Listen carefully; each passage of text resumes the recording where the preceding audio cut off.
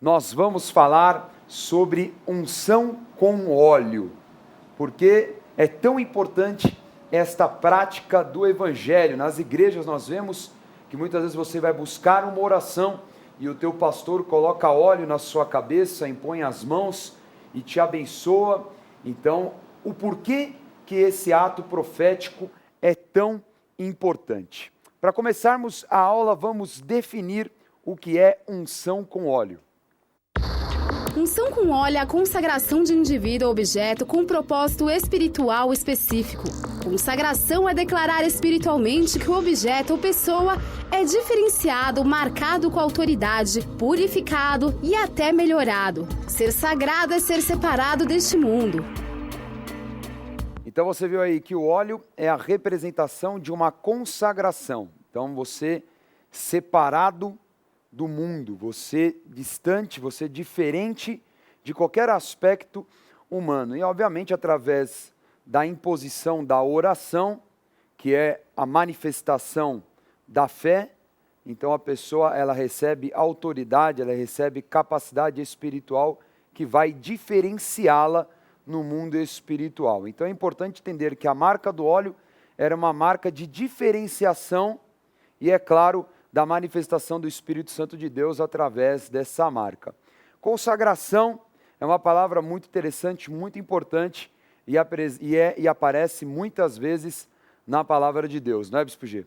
É verdade, a palavra malê ou malá, que quer dizer estar com as mãos cheias. É engraçado isso, né? Porque é um termo que parece fora do contexto, mas não é. Porque tudo que era consagrado, levado ao Senhor, eles levavam com as mãos cheias, eles não levavam pouca coisa. Então, o termo encher as mãos é que ficou como o termo, que é o termo malê, que ficou de consagração. E isso, inclusive, a gente vê, né? Porque havia uma tribo que tinha recebido uma maldição, a tribo de Levi, e um dia eles se consagraram, eles encheram as suas mãos para defender o chamado, defender a santidade de Deus. E o que aconteceu? De malditos, eles se transformaram naqueles que cuidavam das coisas de Deus. Então aquela consagração os santificou e quebrou a maldição, né? Interessante. Muito. E vamos entender um pouquinho também a importância do óleo. Por que é utilizado o óleo para a consagração e não um outro material? Por que é tão específico o óleo? Veja. Óleo é um símbolo milenar de proteção e consagração de pessoas. O óleo, pelo seu aspecto químico, marca o indivíduo de uma forma mais duradoura, com um aroma intenso e específico. O óleo mais comum usado na Bíblia era o azeite de oliva, mas Moisés desenvolveu um óleo específico com especiarias e perfumes para o uso no tabernáculo. Esse óleo específico aí é também o que nós chamamos de unguento. E o que é interessante é que é algo tão antigo o uso do óleo, porque muitas pessoas usavam óleo nas mãos, né, na pele e até mesmo sobre toda a pele do corpo, para proteger de ressecamento. E também através do óleo faz com que o perfume fique mais tempo no corpo. Então, o óleo é uma referência muito interessante de proteção fisicamente, mas também através de uma delegação da palavra, através da palavra liberada através do óleo, de uma proteção e de uma autoridade espiritual. Muito, muito interessante. Não é, Bispo G? Você vê que o óleo era algo muito, muito utilizado, principalmente no Velho Testamento, para outras coisas também, né? É, porque o óleo, né, inclusive a palavra shemen, além de ser o óleo, azeite de oliva e outros tipos de óleo, até a gordura, né? Então era um termo usado até para a gordura que tinha esse tipo de aplicação realmente, né, de proteção e assim por diante. Obviamente você vai falar do tipo do óleo, o óleo consagrado, que aí é outra coisa, né? Com certeza. Vamos falar então disso, já no Velho Testamento, como é importante, como Deus já fala para Moisés, que ele deve preparar um óleo especial para a consagração no tabernáculo. Veja. Vamos lá. Êxodo capítulo 30, versículos 23 a 30. Tu, pois, toma das mais excelentes especiarias, de mirra fluída, 500 ciclos, de cinamomo odoroso a metade, a saber, 250 ciclos, e de cálamo aromático, 250 ciclos, e de cássia 500 ciclos, segundo ciclo do santuário, e de azeite de oliveira 1 hin. Disto farás o óleo sagrado para unção, o perfume composto segundo a arte do perfumista. Este será o óleo sagrado da unção. Com ele ungirás a tenda da congregação e a arca do testemunho, e a mesa com todos os seus utensílios, e o candelabro com seus utensílios, e o altar do incenso, e o altar do holocausto com todos os utensílios, e a bacia com o seu suporte.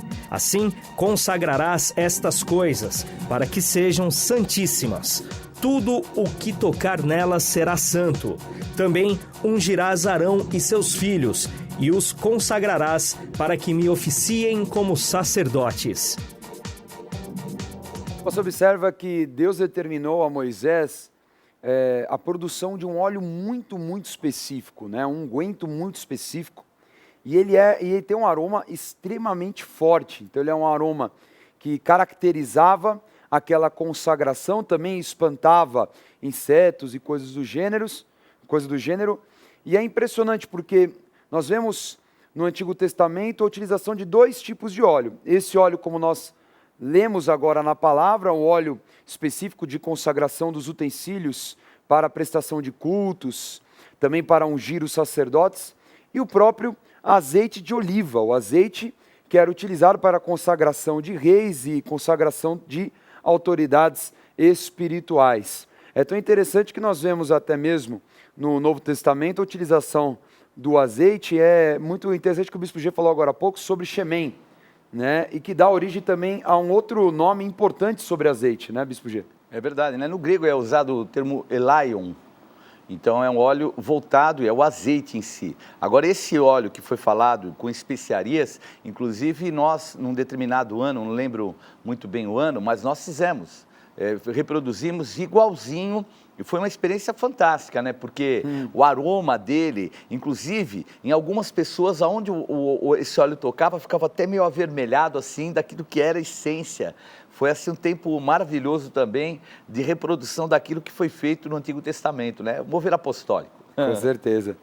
E nós vemos que o óleo, o azeite, ele era utilizado, em primeiro lugar, também como combustível para as lâmpadas dos candelabros. Então, a determinação que Deus tinha dado para os levitas, os sacerdotes, é que o candelabro, também conhecido depois como menorá, mas enfim, o candelabro que ficava dentro do tabernáculo do templo, ele deveria permanecer sempre aceso. Então, haja azeite, né? Era muito azeite que toda hora era suprido através dos canais internos dos candelabros para que durante todo o tempo aquela luz ficava acesa, que é uma representação super interessante, né?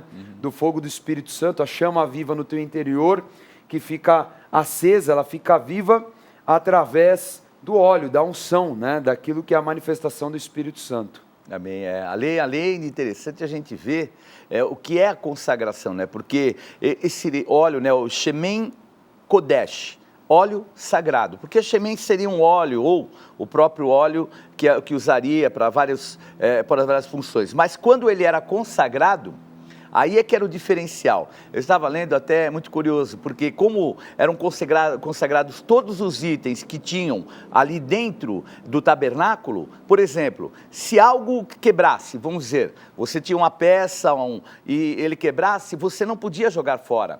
Você fundia de novo aquele metal e fazia um outro utensílio para ser usado no próprio templo ou ali no tabernáculo. Então, geralmente, eles faziam espevitadeiras, coisas mais simples, mas não podia ser descartado e jogado fora, porque ela era consagrada, era santo, né? É o termo Kodesh. Então, olha só, e por isso que é muito importante uma prática que as pessoas têm, e que é importante você que está assistindo, você ainda que é novo na fé, de realmente ungir os objetos de casa também, não é? Então, por exemplo, você ungir a tua casa, você chamar uma autoridade espiritual que seria o mais adequado para ir consagrar a sua casa, ungir os umbrais da tua porta, a consagração da própria mezuzá que nós colocamos na porta, que tem até, curiosamente, a forma certa de colocar a mezuzá, não é, Bispo G? Como é que se coloca a mezuzá na porta? Já perguntaram? Como é que é? É assim, dá para ser colocada mais ou menos no segundo terço ou 7 palmos à direita da pessoa que está entrando inclinada para dentro. Então, que ela tem uma inclinação de 45, 30 graus para dentro do domicílio, daquilo que é, na entrada da porta. Perfeito. Então, isso também é consagrado com óleo. Então, é muito importante, eu tenho essa prática, inclusive eu aprendi, de tudo que entra em casa eu consagro com óleo. Então, se eu comprei algum bem, ganhei algum presente, claro, ore, consagre, coloque óleo e declare que aquilo é santo, porque a tua casa, ela tem que ser um ambiente espiritual, um ambiente de paz, um ambiente onde o Espírito Santo esteja.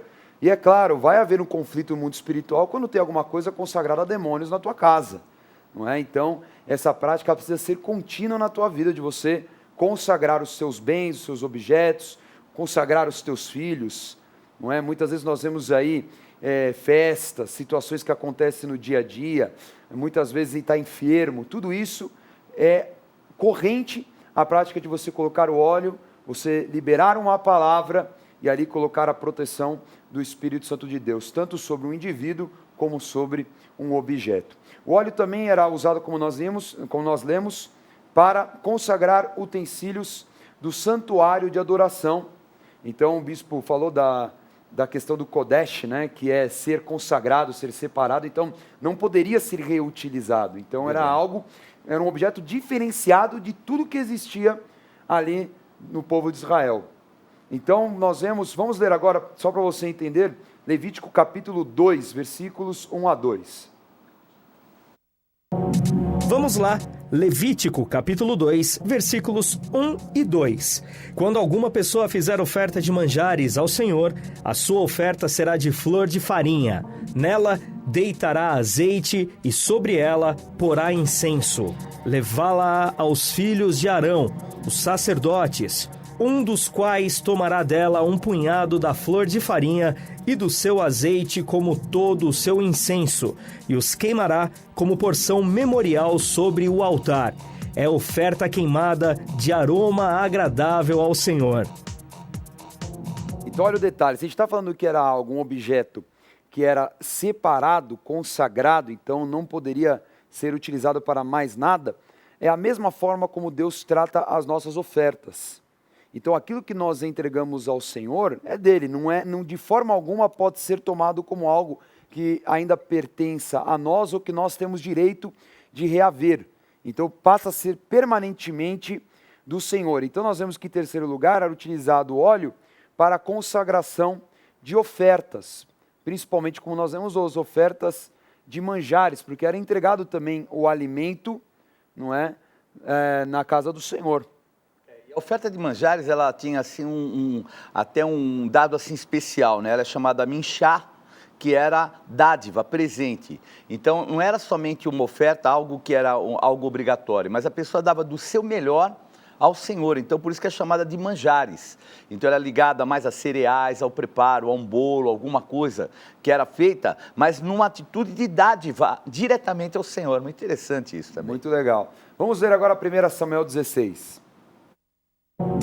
Vamos lá, 1 Samuel, capítulo 16, versículo 13.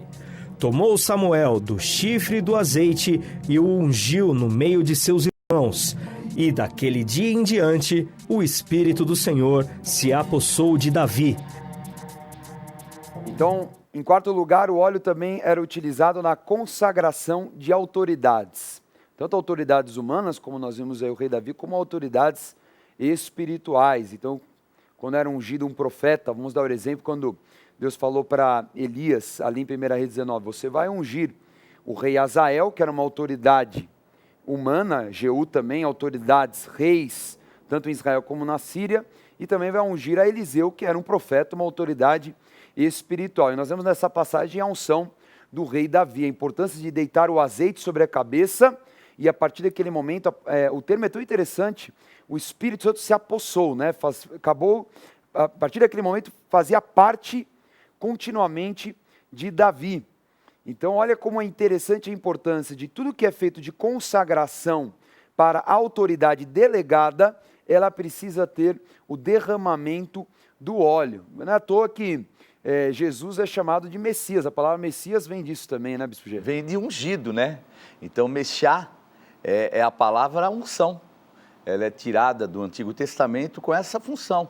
Então, falar de Jesus, o que ele é? Nada mais do que aquele que foi consagrado, ungido com determinado fim. E o determinado fim, Jesus, salvação. Então, é nada mais, Jesus, o Messias, é Jesus, o Salvador, o ungido, o Christos, né? No grego, a palavra ungido é a palavra Christos. Então, é o Messias, o ungido, determinado fim dele, salvar o mundo. Perfeito. E vamos ver agora mais uma aplicação da unção com óleo em Tiago, capítulo 5. Vamos lá, Tiago, capítulo 5, versículos 14 e 15. Está alguém entre vós doente? Chame os presbíteros da igreja, e estes façam oração sobre ele, ungindo-o com óleo, em nome do Senhor. E a oração da fé salvará o enfermo, e o Senhor o levantará. E, se houver cometido pecados, ser-lhe-ão perdoados. Muito interessante aí o que o apóstolo Tiago ensina sobre a unção para libertar de enfermidades. Então era colocado o óleo sobre o enfermo, e aí, pela imposição de mãos e da oração de uma autoridade espiritual, em concordância com os demais da igreja, manifestava-se ali cura naquele indivíduo. É tão interessante que nós temos, por exemplo, toda quarta-feira à noite de poder nas igrejas que renascerem em Cristo. Então é um culto muito específico em que nós colocamos o óleo sobre todos os enfermos, seguindo exatamente o entendimento dessa palavra. E aí nós oramos, clamamos pelo milagre, e por isso que você vê sempre muitos testemunhos poderosos da noite de poder. Então outra aplicação aí, já vemos aí no caso, no Novo Testamento, é a de cura através da unção com óleo. Agora, o termo unção é um termo muito utilizado na igreja. Você vê muitas vezes aqui na Rede Gospel o termo unção, você vai receber uma unção, você vai viver essa unção será derramada sobre a tua vida, e você muitas vezes não entende, não entende por completo o que é unção. Então nós vamos definir unção para facilitar o entendimento também dessa aula e das próximas aulas que virão. Unção é a delegação dos atributos de Deus para a manifestação do seu poder através de dons e sinais. Sendo assim, o indivíduo, através da unção, recebe capacidade espiritual para a realização da vontade de Deus. Então você viu que a unção, através da delegação para uma autoridade maior, ela vem o quê? A manifestar na pessoa que está recebendo essa palavra, através do óleo da unção, a palavra liberada, a capacidade sobrenatural de realização do Senhor, os dons, os talentos, os atributos do Espírito Santo de Deus que se manifestam no indivíduo que recebe essa unção, que recebe a palavra delegada através do óleo. E nós vemos também isso no Antigo Testamento, não é, Bispo G? É verdade. Então, a unção, o que ocorre é que às vezes a religiosidade, ela a coloca e dá uma conotação de algo que é misticismo. E isso não é misticismo, você falou uma palavra muito importante, é sobrenatural. Porque o mover que há no mundo espiritual, ele se manifesta na terra. E a mesma coisa, como é que se manifesta na terra? É quando nós tomamos posições proféticas aqui na terra, ela se manifesta no mundo espiritual. E o óleo, ele tem esse atributo, um atributo físico que se manifesta como um ato profético, onde a oração, a consagração faz com que se cumpra aquilo que são os sinais, prodígios, maravilhas, são as credenciais do apostolado nas pessoas. Então, muitas vezes as pessoas atribuem isso como se fosse um misticismo e está errado. Então, por exemplo, mas por que eu tenho que pôr a mezuzá? Ela é um referencial, é místico? Não, de maneira nenhuma. É espiritual, tanto que o Senhor falou para ungir os umbrais da porta. Por quê? Porque ali vai se manifestar algo físico como um elemento profético, onde no mundo espiritual, ali as entidades não podem entrar. Então nós temos que compreender isso e entender que o mundo sobrenatural existe e a gente tem que manifestar do mundo natural. E sabe o que é interessante? Que é uma questão até mais, eu vejo até por uma disciplina. Uhum. Porque quando a pessoa ela coloca a mezuzá, óbvio, ela não pode ter aquilo como um amuleto, como um santo, como práticas religiosas que ela tinha no passado. É, um patuá, né? Não é? Exatamente. Mas ela traz também um entendimento. Eu vejo muito isso. Quando eu passo toda vez da porta da minha casa, eu vejo a mezuzá, eu olho e ela traz a consciência daquilo que são as bênçãos, daquilo que são as palavras proféticas. Então acaba se tornando uma disciplina, porque a realidade é a seguinte: o ser humano, principalmente a nossa geração, a geração contemporânea, ele tem um vínculo associativo mental às imagens. Mas a gente não pode ter isso como um amuleto, que aquilo, se apegar carnalmente àquilo, mas entender que quando eu vejo aquele referencial no umbral da minha porta, me traz à memória a importância daquela consagração na minha casa. Por quê? A mezuzá é a representação da consagração que a minha casa tem, de um voto que eu tenho na igreja, é claro, de um propósito que eu fiz diante do Senhor, mas de eu lembrar sempre que todas as bênçãos de Deuteronômio 28, das palavras proféticas que estão na Bíblia, elas também fazem parte da minha vida e da minha família. Então, sem dúvida, é um voto muito importante, muito precioso. Então, de forma alguma você pode tomar isso de uma forma religiosa, mas sim de uma forma espiritual. E falando nisso, tem 3 aspectos espirituais importantíssimos da unção. Vamos ler Isaías 10, 27. Vamos lá.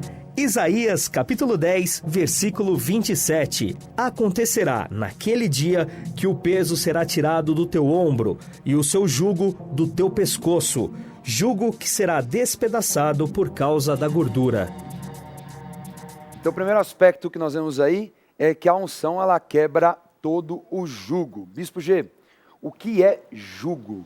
O jugo é o que falam, né? A canga que era colocada sobre os animais para eles ficarem presos, né? Aquele peso e continuarem se expondo àquele peso. Se nós levarmos isso num contexto espiritual, são os pesos que as pessoas têm na sua alma. São as deformações, são os medos, alianças. Então, a unção, ela quebra essas alianças. Muitas vezes a pessoa tem alianças espirituais que ela não quebrou.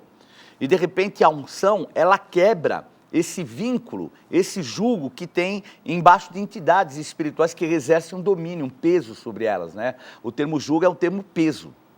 Então isso, por exemplo, uma pessoa que está se libertando de um vício, por exemplo, e ela vai à igreja hoje, e ela fala assim, olha, eu quero receber essa unção para eu vencer esse vício. Como é que essa unção vai se manifestar na vida dela, Bispo G? Primeiro, como um referencial de Deus. Então, se é um referencial de Deus, os anjos do Senhor podem atuar. Então, esse é um referencial importante. Vamos dizer que a pessoa tem um espírito de vício que age na vida dela. À medida que você coloca uma unção sobre ela, você está o quê? Tirando aquilo que era a antiga consagração, a habilitação que foi dada através do vício, porque o vício, a cultura, atitudes pessoais, habilitam demônios. Então, essa unção, na atitude da imposição de mãos, de repreender, quebra esse jugo. Tira o quê? Esse domínio, esse peso que é colocado por entidades e a partir daí, ele sozinho, já habilitado, ele começa a vencer, porque aí aquilo que é o mundo espiritual já não tem aquela atuação de tentação, de domínio, de opressão, que são as marcas daquele que é o viciado. Então eu sei disso porque eu vivi por essa situação e a unção foi muito importante para eu vencer esse jugo. E muitas vezes uma dúvida corrente é que assim, o processo de libertação ele varia de pessoa para pessoa. Tem pessoas que assim, num intervalo de poucos dias ela é completamente liberta, vamos dizer, de um vício das drogas ou do álcool, por exemplo.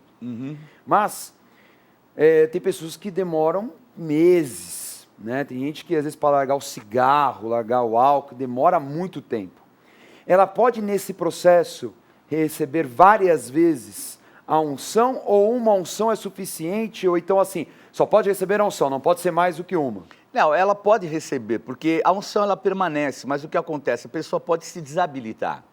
Então, num contexto, por exemplo, uma pessoa, ela recebeu a unção, estava vencendo, mas aí ela resolveu se entregar para a droga. E ela desaparece. Quando ela volta de novo, é importante nós ungirmos, porque de uma certa forma ela habilitou um mundo espiritual de novo, demônios, entidades. Então é importante, agora, a unção, ela permanece, ela não é quebrada, ela está sobre a vida da pessoa, mas o que acontece? A eficácia da unção, ela se dissolveu pela falta de atitudes espirituais que ele teve. Então é importante você ungir de novo, e até também como um referencial para ele, para a pessoa, porque infelizmente algumas pessoas, por não ter maturidade, elas têm que ter um elemento físico também, para se dispor espiritualmente. Tem esse lado, vamos dizer, na alma. não só no espírito, mas age na alma, né? Então, tudo que é ligado à palavra de Deus tem eficiência dos dois lados. Então, a Bíblia diz que a palavra de Deus, ela é uma espada de dois gumes, e ela separa medulas, né? E ela alcança alma e espírito. Então, ela tem essa conotação. E aquilo que é espiritual é para atingir a alma, mas é para atingir o espírito também. Por isso que quando a gente tem campanha de jejum e algumas palavras muito específicas na igreja, aí existe uma unção coletiva. Não é? Porque ali é uma habilitação específica que você vai receber.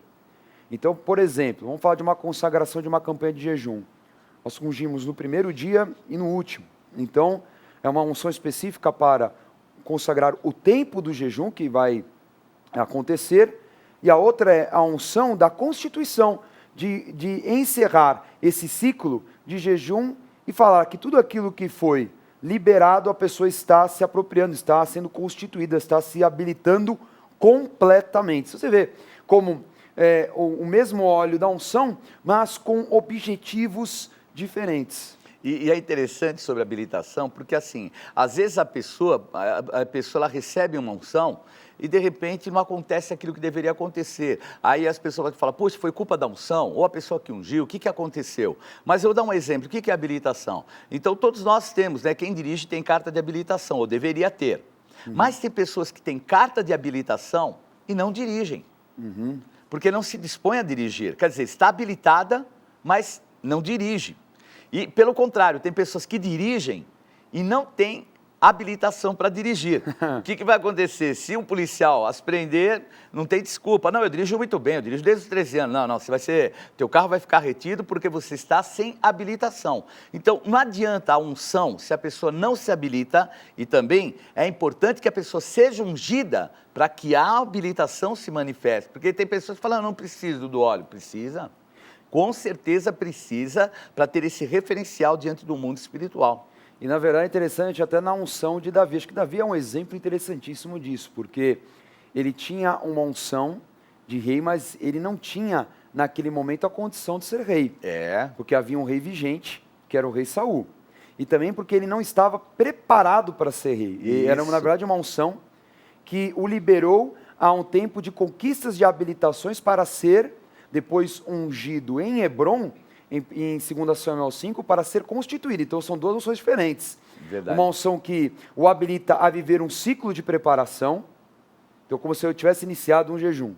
E depois uma unção que é a constituição, que sela que ele tem o conjunto de todas as habilitações para então exercer a função de um rei, no caso de Davi. O apóstolo, numa campanha, que seria isso mesmo, da unção à constituição. Isso, eu lembro. Ele deixou muito claro esse processo, é tremendo, né? Porque você vê, mal ele recebe a unção, de repente o pai já o envia para levar lá o queijo, para ver como é que estão os irmãos, e ele já encara o gigante. Logo depois, olha o que é a unção. A unção criou no mundo espiritual as oportunidades. Aí ele chama Saul para que ele seja o seu escudeiro. E olha mais, aí essa unção que estava sobre ele já o habilita no mundo espiritual, porque o Senhor manda um espírito maligno sobre Saul. E só Davi dedilhando a harpa, ele era músico, é que saiu o demônio. Então vejam, não adiantava só ele ser um grande pastor ou ele ser um grande guerreiro, se a unção óleo não estivesse sobre ele, o habilitasse, porque a habilitação traz as oportunidades. E as oportunidades que surgem através dessa unção que está sobre ela, que são os atributos de Deus sobre ela, é que a pessoa chega à constituição, né? E é tão impressionante. Vamos ler 1 João 2,27, que ilustra o que nós estamos falando. Vamos lá. Primeira carta de João, capítulo 2, versículo 27. Quanto a vós outros, a unção que dele recebestes permanece em vós, e não tendes necessidade de que alguém vos ensine, mas como a sua unção vos ensina a respeito de todas as coisas, e é verdadeira, e não é falsa, permanecei nele, como também ela vos ensinou. Então nós vemos aí o segundo aspecto da unção, que é de capacitação, de ensino, de entendimento, de conhecimento. Então você vê que muitas vezes a pessoa, ela recebe o óleo, ela recebe esta unção, e até a personalidade dela é mudada. Porque eu acredito muito que aquela unção ela criou uma dinâmica diferente na vida de Davi, até pelos resultados que ele teve depois. Ele matou um leão e um urso, mas Golias era um outro patamar espiritual de desafio. Acho que haviam muitos músicos naquela época, mas só um dedilhava a harpa e o demônio saía. É verdade, não tem nem dúvida. E um lado importante, Dani, porque como a unção, ela nos ensina a respeito de todas as coisas, não há ninguém substituível. Então, quem está indo embaixo do envio tem que vigiar nisso, porque às vezes a pessoa toma para si algo que, como pessoal, eu sou muito bom, eu sou um cara esclarecido, eu sou inteligente, mas é a unção que faz o diferencial. E isso é uma marca. Vejam que Saul, com todas as características que ele tinha humanamente, que ele realmente tinha sido um homem que tinha um padrão humano muito bom, de repente ele esvaziou a unção. Ao contrário de Davi, que fez com que a unção se manifestasse até a sua constituição.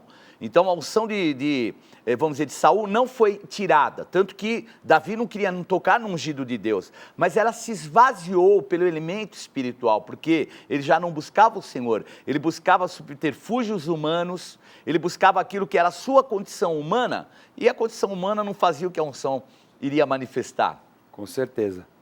Então vamos ler aí para terminar o último aspecto da unção, que está em Romanos 11, 29. Vamos lá, carta aos Romanos, capítulo 11, versículo 29. Porque os dons e a vocação de Deus são irrevogáveis. Então, como o Bispo G falou, a unção ela é irrevogável, ninguém pode tirar a unção de você. Uma vez que você recebeu, não é? Ela faz parte para sempre da tua vida. Agora, tem que ver o que você faz com a sua unção, não é? Eu costumo falar que a unção é como um violão. Então, quando você recebe um violão, está lá para sempre. É um violão que ninguém pode tirar de você, mas se você vai tocar bem ou não, aí depende de você. É verdade. Não e é? tem gente que sabe tocar, mas depois desaprende por não usar mais. Exato. Né? Isso é interessante, porque depois que você fica muito tempo sem a prática de qualquer atividade física, ou, por exemplo, um instrumento, por mais que você tenha um entendimento, demora um tempo para você voltar a ter o ritmo. É verdade. Não é? Então, por isso que você tem que sempre manter a tua vida numa ascendente, numa constância, né? Não ser uma pessoa, como fala Tiago, de ânimo dobre, né? Uma hora tá bem, uma hora tá mal, uma hora tá na pegada na igreja, outra hora tá caído totalmente, aí não dá. Então, a tua vida tem que ser uma vida de persistência, né? Até o termo melhor seria perseverança. De o tempo todo, né, estar relacionado com o Espírito Santo, de vitória em vitória. E de submissão e cobertura. Vejam que Saul deixou de ser submisso e perdeu a cobertura que ele tinha de Samuel. O Senhor falou, até quando, Samuel, você vai ficar honrando aquele que eu já o desqualifiquei? Então tem um lado muito importante da unção, Dani, que é as pessoas que saem da cobertura da igreja. Então pessoas que caminham tanto tempo com a gente, elas acham que elas vão levar os fatores espirituais com ela. Não levam. Porque as pessoas que saem debaixo da cobertura da igreja, desse mover apostólico, elas se esvaziam depois, e pode reparar isso é uma prática. Então eu encontro muitas pessoas que estavam caminhando com a gente, que hoje elas não são aquilo que elas foram, se esvaziaram, porque a unção é algo que é colocado embaixo de cobertura e submissão. Com certeza, da vida do próprio apóstolo e também de todo o conjunto da igreja, porque o conjunto da igreja tem diversas habilitações e autoridade sobre principados e potestades. E aí exatamente a fala é que quando uma pessoa ela sai de uma cobertura espiritual, ela despreza essa questão dos principados e das potestades. É por isso que é interessante você ver, às vezes, a pessoa, ela até se tornando num estado pior do que o dia que ela entrou. É verdade. Só que, por que é tão pior? Porque quando ela entrou, ela ainda era ignorante. Só que agora ela tem conhecimento da verdade. Então ela fica num sistema religioso tão grave, não é? Porque ela conscientemente despreza aquilo que a palavra fala. Não é que principados e potestades estão debaixo da igreja. Então a cobertura da igreja ela é essencial. Por isso que toda unção na igreja, a consagração, por exemplo, nós temos a ceia de oficiais. Os nossos oficiais são consagrados. É um momento que toda a igreja está reunida.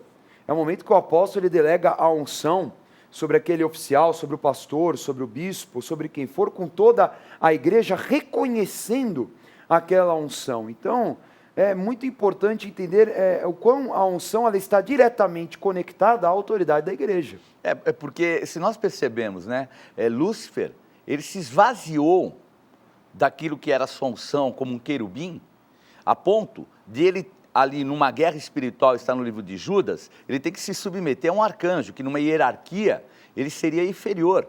Mas o que acontece? Esse arcanjo era submisso. E Lúcifer, insubmisso, é derrotado. É o momento em que fala a respeito de lutar pelo corpo de Moisés, né? Então vejam como é o mundo espiritual. E as pessoas podem se esvaziar mesmo. Elas se desabilitam daquilo que é a unção que receberam. E olha só, veja o que vale você lembrar muito sobre a aula que nós estamos falando hoje. Vale lembrar que a manifestação do poder do Espírito Santo de Deus não depende de regras mecânicas. A unção é produzida pela delegação, pela palavra e pela fé. Não devemos usar o óleo como um amuleto. O poder está vinculado ao nome de Jesus em espírito. Perfeito? Então, concluindo aí o que falamos, que o óleo não é um amuleto, não é?